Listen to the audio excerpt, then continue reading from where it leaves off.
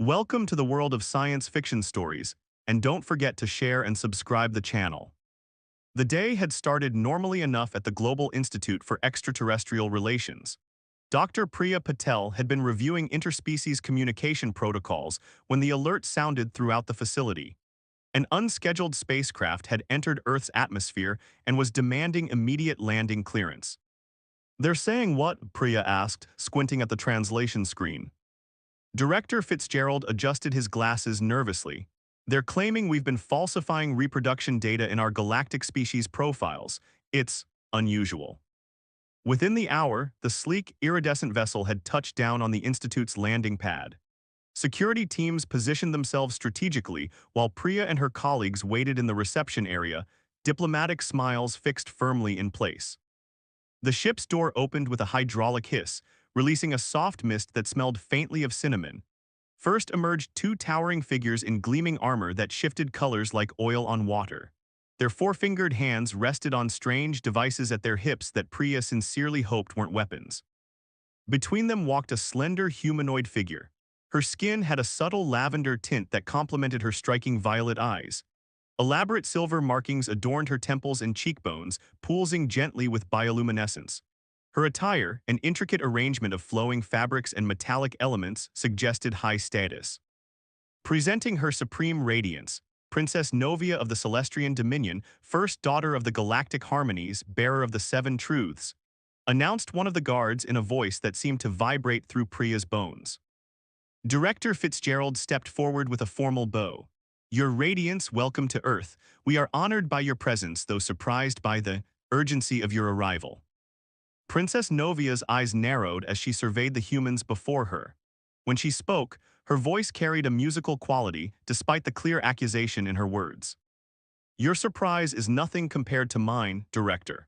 Your species has been submitting falsified biological data to the Galactic Registry for decades."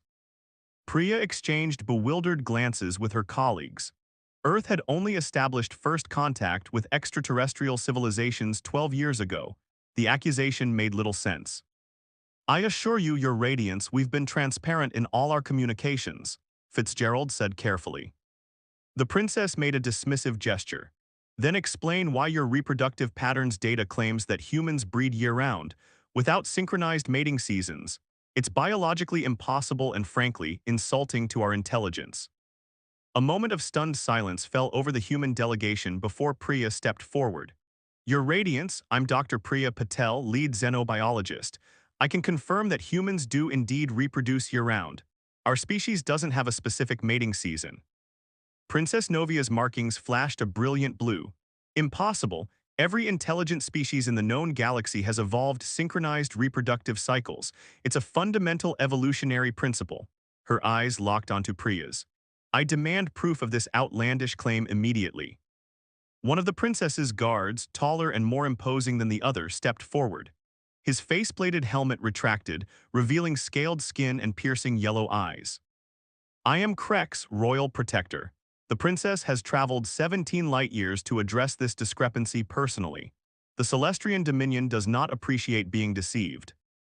Director Fitzgerald cleared his throat. "Perhaps we should continue this discussion in our conference room. We can provide all the scientific data your Radiance requires." Princess Novia inclined her head slightly. "Very well, but know this, if we discover deliberate deception, it will have serious diplomatic consequences." As they walked through the Institute's corridors, Priya noticed how the princess observed everything with intense curiosity despite her hostile demeanor.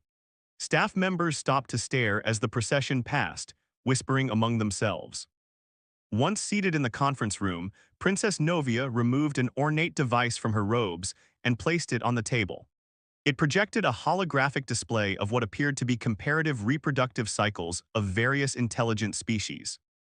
26 catalogued sentient species, she explained, gesturing to the rotating displays. Every single one has evolved synchronized reproductive cycles, typically aligned with their planet's seasons or astronomical events. She pointed to Earth's entry. "Except humans who claim constant reproductive capability, it defies evolutionary logic." Priya leaned forward. "Your Radiance, human reproductive biology is indeed unusual compared to many Earth species as well. But I assure you, our data is accurate." Words, scoffed Krex. We require evidence, not assurances. The second guard, who had remained silent until now, spoke in a softer tone. The princess has studied xenobiology extensively. Perhaps you could explain the evolutionary advantage of such a reproductive pattern. Princess Novia raised a hand to silence her guard. Enough, Varys, I will conduct this inquiry. She fixed her gaze on Priya. You have one Earth rotation to compile comprehensive evidence of your claims. If you cannot prove humans reproduce year-round, we will report Earth to the Galactic Council for data falsification. Director Fitzgerald paled visibly. Earth's standing in the galactic community was precarious at best, being one of the newest members. An accusation of dishonesty could set human-alien relations back decades. Of course, Your Radiance, Priya said quickly. But may I ask, why is this particular biological detail so important to Celestrians? The princess's markings pulsed rapidly. Because reproductive synchronization is the foundation of Celestrian society. Our entire cultural, political, and economic structure is built around our mating cycle. If humans have truly evolved beyond this biological imperative, it contradicts centuries of Celestrian scientific doctrine. Fitzgerald shot Priya a warning glance, but she continued. With respect, Your Radiance, different evolutionary paths lead to different biological adaptations. What works for Celestrians might not apply to humans. Princess Novia stood abruptly. You claim to be an evolved species, yet you clearly don't understand basic biological principles. I will judge your evidence tomorrow. As the alien delegation departed to return to their ship for the night, Fitzgerald grabbed Priya's arm. We need to handle this delicately. Gather whatever data you can, birth records, research papers, anything that proves human reproduction patterns. Priya nodded, watching the princess's retreating figure. There's something more here than scientific curiosity. Did you see how her markings pulsed when she mentioned Celestrian society? Just fix this, Fitzgerald muttered. The last thing we need is an interstellar incident over human reproduction. As Priya hurried to her lab, she couldn't help but wonder what cultural assumptions the princess was bringing to this confrontation. If synchronized reproduction was so fundamental to Celestrian society, what would it mean to them if humans truly were different? And how could she prove something so obvious to humans but apparently outlandish to aliens? She had just 24 hours to convince an alien princess that humans could indeed breed year-round, or risk humanity's standing in the galaxy. Jackson Reeves tugged nervously at his collar as he hurried down the corridor toward the xenolinguistics lab. As the Institute's leading communications specialist, he'd been summoned urgently to assist with the Celestrian delegation. His specialty in non-human cultural contexts made him uniquely qualified for this unexpected diplomatic crisis. Dr. Patel, he called out, spotting the xenobiologist surrounded by holographic displays of human reproductive data. I came as soon as I heard. Is it true an alien princess is accusing us of biological fraud? Priya sighed, pushing a strand of hair from her face. Unfortunately, yes. Meet Princess Novia of Celestria, who refuses to believe humans can reproduce year-round. Jackson glanced at the footage of the princess from that morning's meeting. Fascinating. The bioluminescent markings are mood indicators. Their pulse patterns suggest extreme agitation beyond mere scientific skepticism. That's what I suspected, Priya said. This isn't just about biology, there's something deeper at stake for her. The door hissed open as Director Fitzgerald entered with several senior staff members. Please tell me you've made progress. The Celestrian vessel has been scanning our facility all night, and their energy signatures are making security nervous. I've compiled reproductive health studies from 143 countries, birth rate statistics showing consistent year-round patterns, and hormone analysis data, Priya explained, gesturing to the displays. But I'm concerned it won't be enough. The princess seems to have a fundamental philosophical objection to our biology. Jackson stepped forward. If I may, Director, I've been studying the limited data we have on Celestrian culture. Their entire civilization operates on synchronized reproductive cycles that occur once every 3 Earth years. Their calendar, leadership transitions, resource allocation, everything is structured around this biological rhythm. And humans throw a wrench in their worldview, Fitzgerald concluded. Precisely, Jackson nodded. To them, synchronized reproduction isn't just biology, it's the natural order of the universe. Intelligent design, even. A soft alert chimed, indicating the Celestrian delegation had entered the building. Priya hastily organized her presentation materials while staff members scrambled to make final preparations. Princess Novia entered the laboratory with even more ceremony than the previous day. Her bodyguards, Krex and Varys, flanked her closely, scanning every corner with suspicious eyes. Today, the princess wore a different arrangement of metallic garments, and her markings pulsed with a slow, steady rhythm. "Your evidence, Dr. Patel," she demanded without preamble. Priya activated the main display. "Your Radiance, I've prepared comprehensive data demonstrating human reproductive patterns. As you can see from these global birth records, humans conceive and give birth during all seasons and months." The princess studied the charts with narrowed eyes. These could easily be fabricated. "With respect," Jackson interjected, stepping forward and bowing, "I'm Jackson Reeves, Cultural Communications Specialist. Perhaps I could provide context that might help bridge our understanding." Princess Novia regarded him with curiosity. "Proceed." "Your Radiance, I believe we may be experiencing a profound cultural misunderstanding. While Celestrian society is harmoniously synchronized with biological cycles, human society developed differently. Our lack of mating seasons led to different social structures and cultural evolution." The princess's markings flashed rapidly. "Impossible. The cosmic harmony dictates that advanced intelligence must evolve alongside biological synchronization. It is the path to collective enlightenment." Krex moved closer to the princess, his posture tense. "They attempt to manipulate you with philosophy, your Radiance. They offer charts but no physical evidence." "Physical evidence?" Priya asked, confused. "He means reproductive specimens," Varys clarified, speaking softly. Unlike Krex's harsh demeanor, Varys seemed genuinely interested in facilitating understanding. Director Fitzgerald coughed uncomfortably. "That would be inappropriate by human standards, your Radiance." Princess Novia made a dismissive gesture. "Your cultural taboos are irrelevant to scientific inquiry. On Celestria, reproductive biology is studied openly and reverently." Jackson saw an opportunity. "That cultural difference itself is significant, your Radiance. Human reproductive privacy versus Celestrian reproductive reverence, both evolved from our different biological realities." The princess paused, her markings shifting to a contemplative blue pattern. For the first time, she seemed to consider that her assumptions might be incomplete. "Explain further," she commanded, taking a seat at the conference table. Jackson continued carefully. "Celestrians experience synchronized reproduction as a unifying social force, a shared experience that bonds your society. Humans lack this synchronization, which led us to develop different social bonds and structures." "Like what?" the princess asked, genuinely curious now. "We developed more individualistic reproductive choices," Priya explained. "Without the biological imperative of a mating season, human partnership formation became more complex and varied." Princess Novia's eyes widened. "You choose when to reproduce, individually, without biological or astronomical guidance." "Yes," Priya confirmed. "Human reproduction involves individual choice rather than biological timing." Krex stepped forward aggressively. "This contradicts all evolutionary principles, your Radiance, they deceive you." "Actually," came a new voice from the doorway, "it doesn't contradict evolutionary principles at all." Everyone turned to see Dr. Sophia Ortiz, the Institute's evolutionary biologist, walking in with a mobile display unit. Her confident stride and direct gaze immediately commanded attention. "Your Radiance, I'm Dr. Ortiz. May I present additional evolutionary context?" Princess Novia gestured for her to continue, while Krex watched with undisguised suspicion.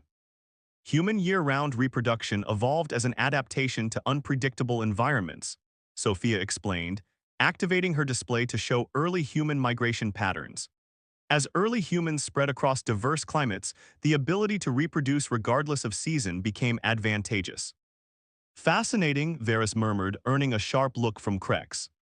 Princess Novia studied the evolutionary diagrams with intense focus. If true, this would be a unique evolutionary path. "Precisely," Sophia nodded.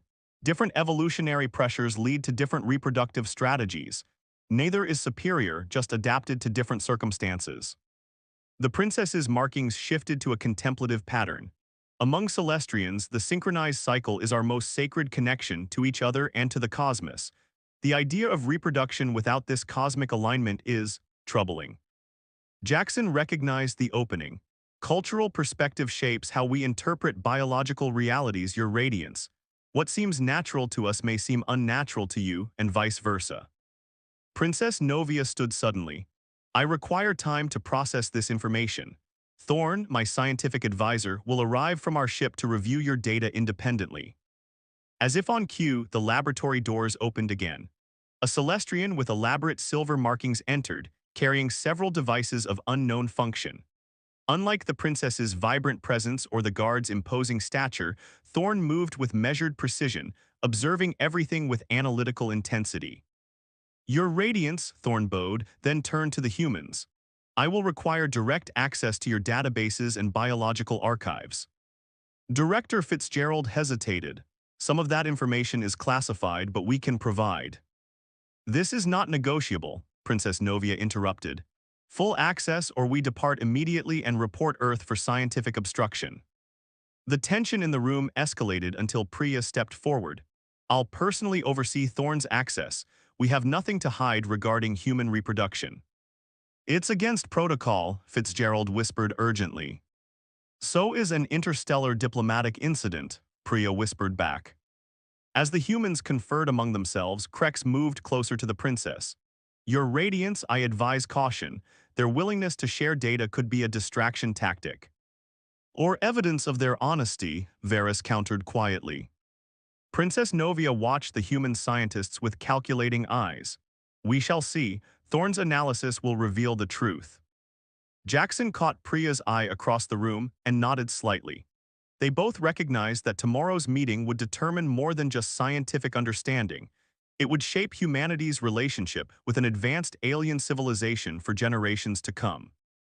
Thorn worked through the night, pale fingers dancing across holographic interfaces as the Celestrian scientist absorbed decades of human reproductive research. Dr. Priya Patel had remained present throughout, answering questions and providing access to additional databases when requested. Your species' approach to documentation is extensive, Thorn remarked, voice carrying the same musical quality as the princess's, though with a deeper resonance. These longitudinal studies spanning centuries are particularly thorough. Priya suppressed a yawn. We've been studying ourselves for a very long time. Reproductive medicine is one of our oldest scientific pursuits. As dawn broke over the institute, Thorn finally stepped back from the data terminals. The Celestrian's silver markings pulsed with a pattern Priya couldn't interpret. I have completed my preliminary analysis, Thorn announced. The princess will want to review my findings immediately. Within the hour, Princess Novia had reconvened the meeting in the Institute's grand conference room. Her royal garments today featured intricate crystalline elements that caught the morning light, creating miniature rainbows across the walls. Krex and Varys stood at attention behind her chair, while Thorn prepared a holographic presentation. Director Fitzgerald, Priya, Jackson, and Sophia represented the human delegation, with several other specialists on standby. The atmosphere was tense as everyone awaited Thorn's verdict. Your Radiance, Thorn began, activating the first holographic display. I have thoroughly examined the human reproductive data. The findings are unexpected. Princess Novia leaned forward, explain. The human data appears to be accurate, Thorn stated, causing visible relief among the human delegation. Their species indeed reproduces without synchronized cycles. However, during my research, I discovered something significant. Thorn manipulated the holographic controls, bringing up comparison charts between human and Celestrian genetic structures. There was a fundamental error in our initial translation matrix regarding reproductive terminology. Princess Novia's markings flashed with surprise. What kind of error? When humans transmitted their biological data to the galactic registry, our systems interpreted their reproductive pattern as a random, chaotic process, Thorn explained. But it isn't random at all. It's individually regulated through complex hormonal systems unique to each human. Sophia nodded enthusiastically. Exactly. Human reproduction is precisely controlled just on an individual rather than species-wide level. Thorn continued, the translation error occurred because our language has no concept for individualized biological cycles. The closest term in Celestrian translates as chaotic or disordered, which triggered the scientific alarm. Princess Novia's markings shifted to a contemplative blue. So humans aren't claiming biological impossibility, our translation systems simply lack the conceptual framework to understand their pattern. Precisely your radiance, Thorne confirmed. Furthermore, I've discovered that human reproductive flexibility may have contributed significantly to their technological development. How so? The princess asked. Jackson stepped forward. May I offer a cultural perspective, your radiance? The princess nodded permission. Without being bound to synchronized reproductive cycles, humans developed diverse social structures adaptable to many environments, Jackson explained. Our societies evolved to handle constant integration of new members, requiring complex social systems and technologies. Sophia joined in. While Celestrian society evolved in beautiful harmony with your biological rhythms, humans adapted differently. Our individual reproductive timing created evolutionary pressure toward flexible social structures and continuous innovation. Princess Novia was silent for a long moment, her markings pulsing slowly as she processed this information. Finally, she spoke. If what you say is true, then humanity represents an evolutionary path the Celestrian Scientific Academy has never considered possible. Varys, who had remained quiet during most exchanges, suddenly spoke. Your radiance, if I may, this would explain the unusual adaptability humans have demonstrated since joining the galactic community. Their diplomatic flexibility and technological innovation rate exceeds predictions precisely because their biology favors individual adaptation over collective synchronization. Krex shifted uncomfortably. Even if their biology is as they claim, it doesn't change the fundamental disharmony of their reproductive pattern. On the contrary, Thorne replied, it suggests there may be multiple paths to advanced intelligence in the universe. The cosmic harmony may be more diverse than our philosophies have acknowledged. Princess Novia rose from her seat and walked to the window overlooking the Institute's gardens, where human families were visible enjoying the morning sunshine. Her expression was unreadable, but her markings had shifted to a color the humans hadn't seen before, a deep violet with golden undertones. Director Fitzgerald, she said finally, I wish to observe your species more directly, not through data but through interaction. Fitzgerald blinked in surprise. Of course, your radiance, what did you have in mind? I wish to speak with human families, the princess stated, to understand how your reproductive individuality shapes your family structures and social bonds. Priya exchanged excited glances with Jackson. This was an unprecedented opportunity for cultural exchange. We can arrange meetings with several families of different compositions, Priya offered. Would this afternoon be suitable? The princess nodded. That would be acceptable. As arrangements were made, Thorne approached Priya privately. There's something else you should know, Dr. Patel. The princess's interest in this matter isn't merely scientific. I suspected as much, Priya replied quietly. Her emotional responses seemed too intense for pure academic curiosity. Thorne's markings pulsed softly. Celestrian reproductive synchronization has been declining for generations. Each cycle, fewer Celestrians enter the reproductive phase. Our population is decreasing, and our scientists haven't determined why. You're facing a reproductive crisis, Priya realized, and human biology might offer insights. The royal house has kept this crisis secret from most Celestrians, Thorne confirmed. Princess Novia's mission here is both scientific and deeply personal. Her own mother, the queen, was unable to synchronize during the last 2 cycles.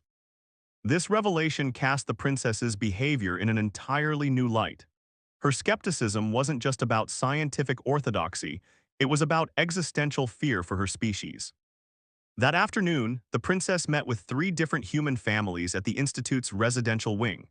She spoke with parents of young children, middle-aged couples whose children had grown, and a multi-generational family with grandparents present.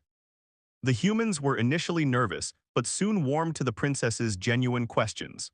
She asked about pair bonding, parenting decisions, and how families functioned without the unifying experience of synchronized reproduction.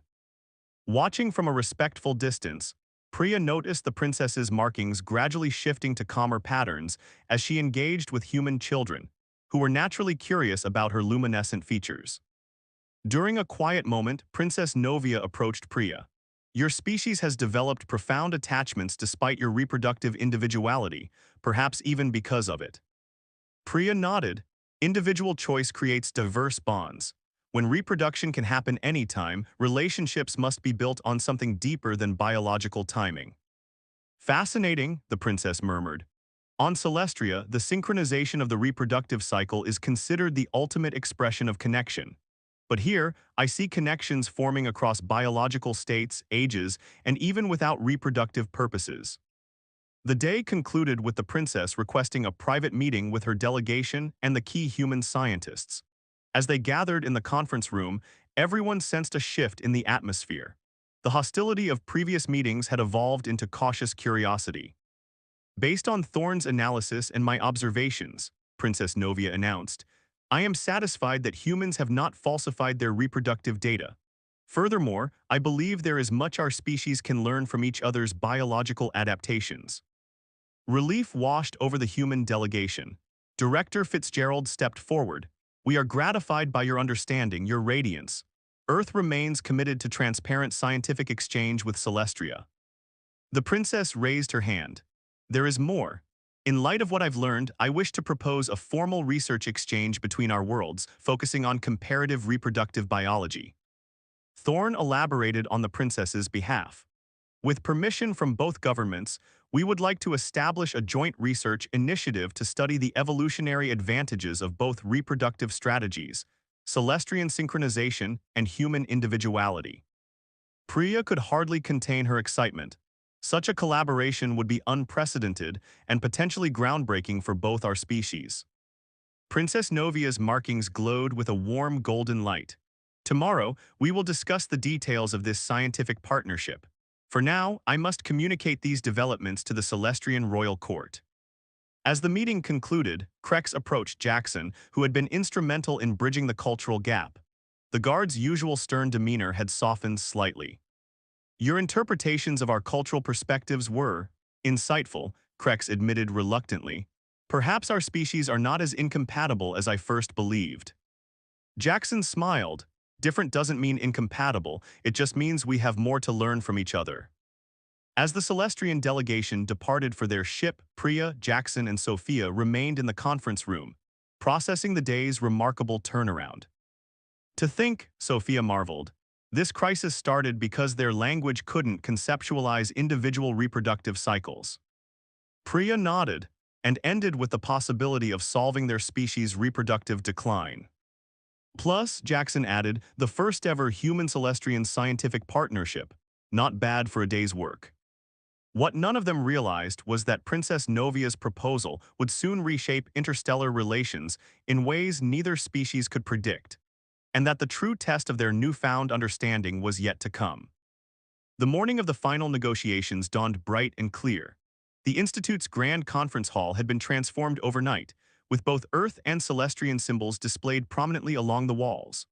Representatives from Earth's United Planetary Council had arrived to formalize the research agreement, elevating what had begun as a scientific misunderstanding to a historic diplomatic event. Princess Novia entered with her full retinue. Today her attire was more elaborate than before, with cascading elements that seemed to float around her as she moved. The markings on her face and arms pulsed with a steady, confident rhythm. Thorne followed close behind, carrying ceremonial data crystals, while Crex and Varys flanked them in formal armor that reflected light in hypnotic patterns. Quite the change from her arrival 3 days ago, Jackson whispered to Priya as they took their places at the human delegation's table. Priya nodded. From accusations of biological fraud to interspecies research partnership, I still can hardly believe it. Director Fitzgerald greeted the delegation with a formal bow. Your Radiance, honored representatives of Celestria, welcome to this historic occasion. Princess Novia inclined her head gracefully.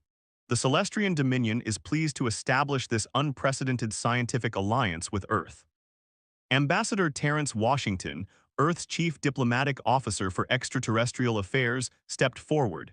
His distinguished appearance and calm demeanor reflected decades of diplomatic service. Your Radiance, if I may speak candidly, he began, when we were informed of your arrival and initial concerns, few believed we would reach this positive outcome. The princess's markings flickered briefly with amusement. Diplomatic understatement becomes you, ambassador. We came prepared for confrontation and instead discovered opportunity. As the formal proceedings began, Thorne presented the proposed research initiative's details via holographic display. The Celestrian-human reproductive biology exchange would establish laboratories on both worlds, with scientists freely sharing data and methodologies. The initiative has three primary objectives, Thorne explained. First, to document and analyze the evolutionary advantages of both reproductive strategies. Second, to investigate potential applications of human reproductive flexibility that might address Celestrian synchronization decline. Third, to develop a unified biological framework that encompasses both of our species' approaches. Dr. Sofia Ortiz presented the human research contribution. We'll provide comprehensive access to our reproductive medicine archives, including genetic therapies, hormone treatments, and artificial reproductive technologies developed over centuries. As the presentations continued, Priya noticed Princess Novia engaged in deep conversation with Varys. The guard seemed to be advocating for something, gesturing occasionally toward the humans. Eventually, the princess nodded and whispered instructions to Thorne. When the formal presentations concluded, Ambassador Washington stood to sign the agreement. This marks a new chapter in human-Celestrian relations. Princess Novia raised her hand.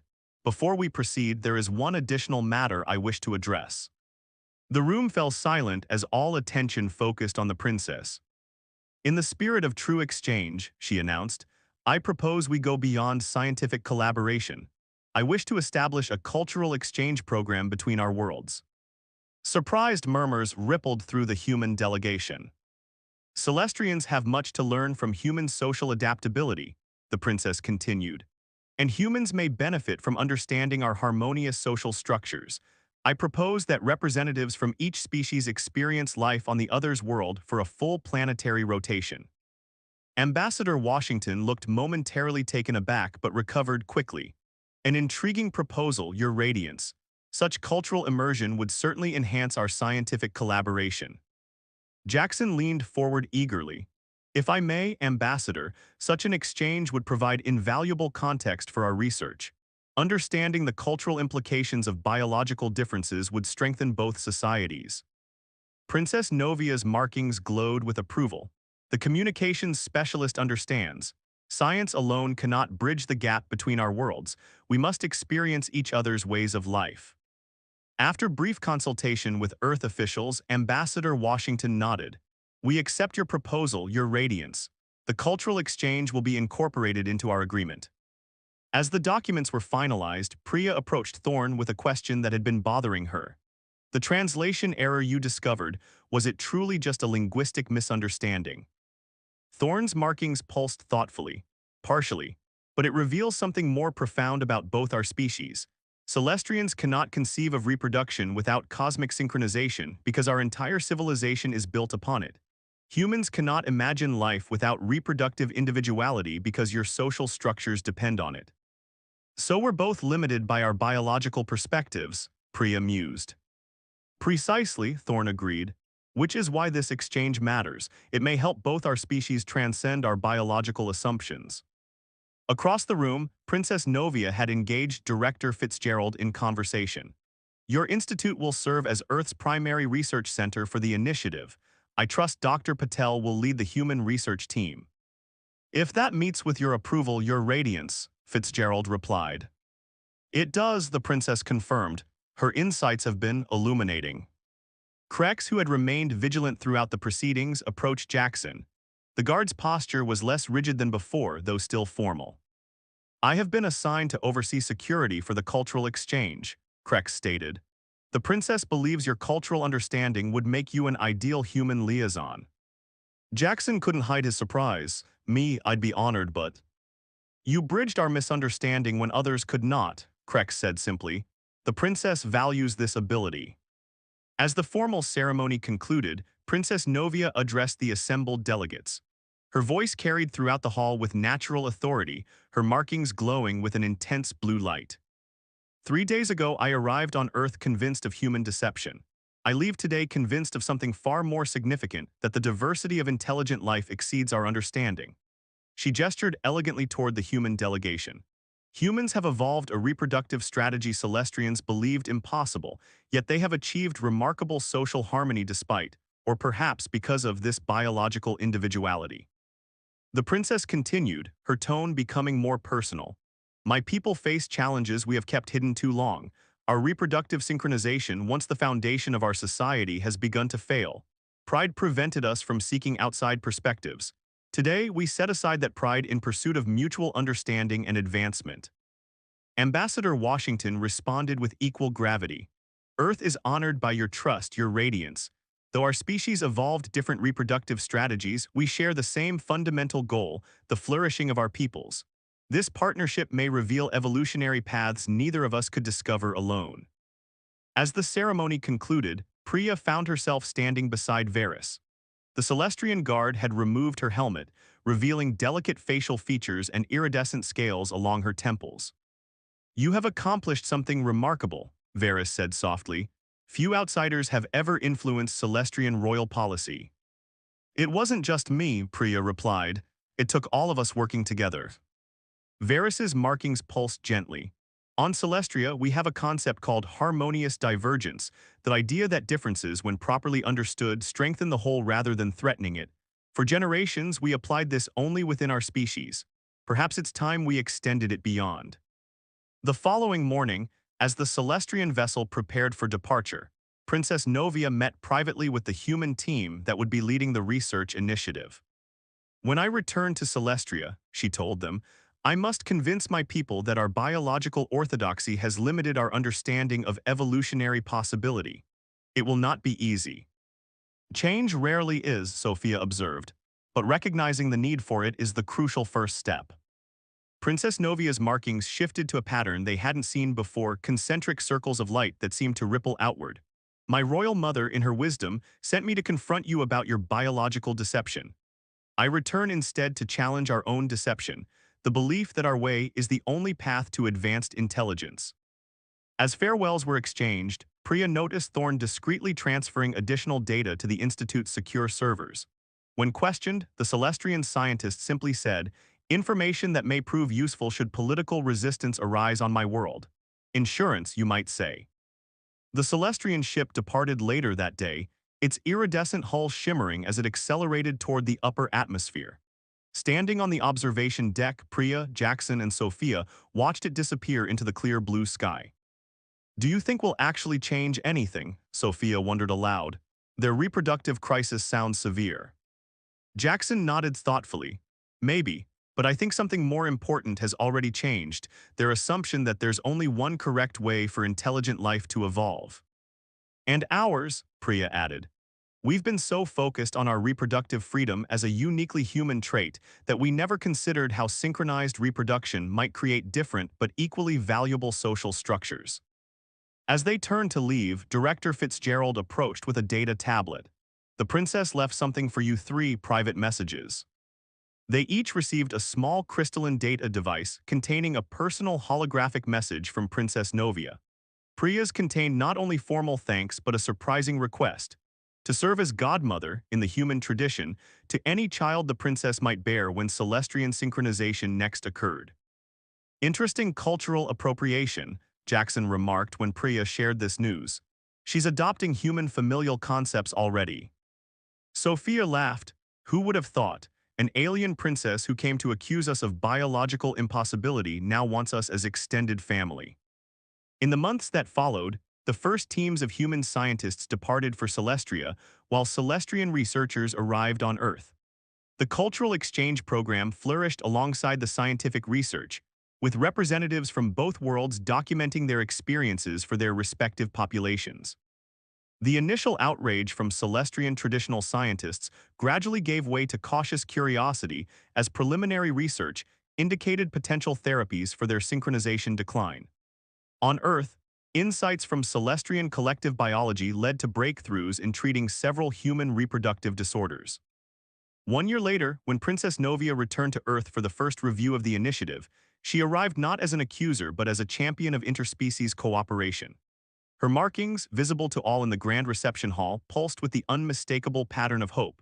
a sentiment that, as Priya and her colleagues had discovered, transcended biological differences and united sentient beings across the stars. As the princess embraced her human colleagues in the Celestian ceremonial greeting, she whispered to Priya, "Perhaps the greatest discovery is not that humans can breed year-round, but that different evolutionary paths can lead to the same destination, the desire to understand each other. Retry Claude can make mistakes. Please double-check responses."